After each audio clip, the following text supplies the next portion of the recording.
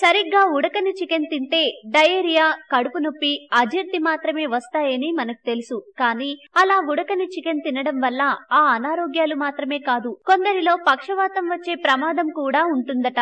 అవును, మీరు విన్నది నిజమే. ఇది మేం చెప్తుంది కాదు, సాక్షాత్తు సైంటిస్టులు పరిశోధించి చెప్తున్న సత్యమే ఇది.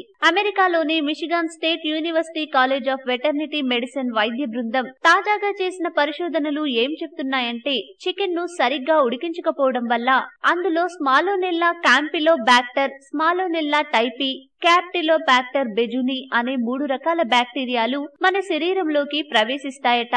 ఇవి మన తిన్న ఆహారంలో కలిసి అనంతరం నేరుగా రక్త ప్రసరణలో చేరుతాయి. అప్పుడు ఆ రక్తంలో ఉండే ఆ బ్యాక్టీరియాలు మనకు డయేరియా, కడుపు నొప్పి, వాంతులు, రక్త విరేచనాలు, టైఫాయిడ్ జ్వరం, తలనొప్పి వంటి అనారోగ్యాలు తెచ్చిపెడతాయి.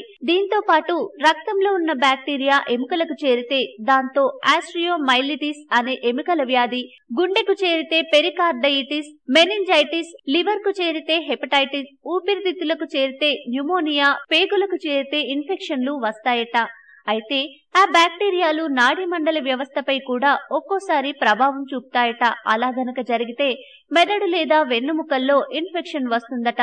అది గులియస్ బార్ సిండ్రోమ్ కు దారితీసి అనంతరం కాళ్ల నుంచి మొదలై చేతుల వరకు పాకి చివరకు పక్షవాతం వస్తుందట. ఇది ఉడకని చికెన్ పై ఆ వైద్య బృందం చేసిన పరిశోధన.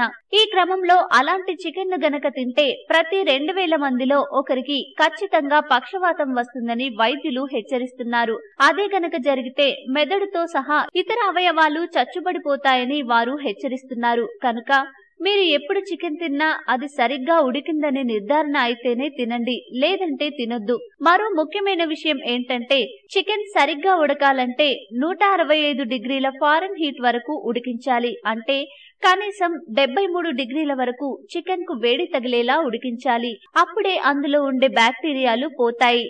ఈ వీడియో మీకు నచ్చితే లైక్ చేయండి, అందరికీ షేర్ చేయండి, కానీ సబ్స్క్రైబ్ చేయడం మాత్రం మర్చిపోకండి.